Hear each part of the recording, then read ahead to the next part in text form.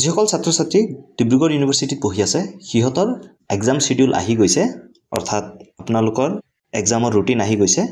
BA BSc BCom first semester third semester আৰু fifth সেমিস্টাৰৰ যিসকল ছাত্ৰ ছাত্ৰী আছে সিহঁতৰ এক্সামৰ যি ৰুটিন হয় সেইটো ডিক্লেয়াৰ হৈ গৈছে আপোনালোকে চাব পাৰে স্ক্ৰিনত মই এই ৰুটিনৰ লিংকটো ডেসক্ৰিপচন বক্সত দি দিম আপোনালোকে ক্লিক কৰি তাৰ পৰা ডাউনলোড কৰি ল'ব পাৰিব ফাৰ্স্ট সেমিস্টাৰৰ যি এক্সাম শিডিউল হয় সেইটো আৰম্ভ হ'ব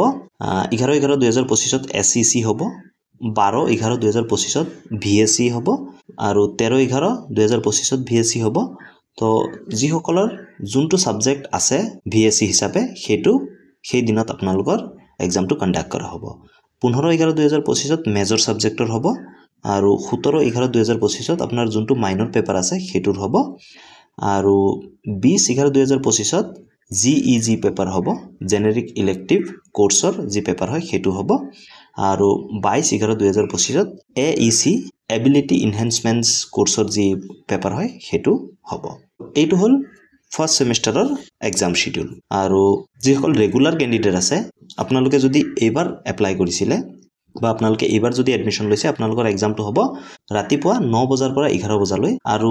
ইয়াত আপোনালোকে কনফিউজ নহব যে যিবিলাক ছাত্ৰ ছাত্ৰী আগত বেক আছিল যিসকলে থাৰ্ড সেমিস্টাৰ পাই গৈছে এতিয়া আকৌ ফাৰ্স্ট সেমিস্টাৰৰ এক্সাম লিখিব সিহঁতৰ কাৰণেহে ৰাতিপুৱা 9 বজাৰ পৰা 12 বজালৈকে এক্সামটো হ'ব আৰু যিসকল এইবাৰ এডমিশন লৈছে সেইবিলাকক ৰেগুলাৰ ক্যান্ডিডেট হিচাপে কনসিডাৰ কৰা হৈছে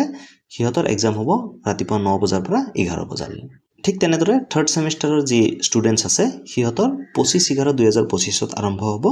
সেইদিনা স্কিল এনহান্সমেন্টস কোৰ্সটো থাকিব 26/11/2025 ত GEC কোৰ্সটো থাকিব 29/11/2025 ত মেজৰ 1 পেপাৰটো থাকিব আৰু 1/12/2025 ত মেজৰ দ্বিতীয় পেপাৰটো থাকিব আৰু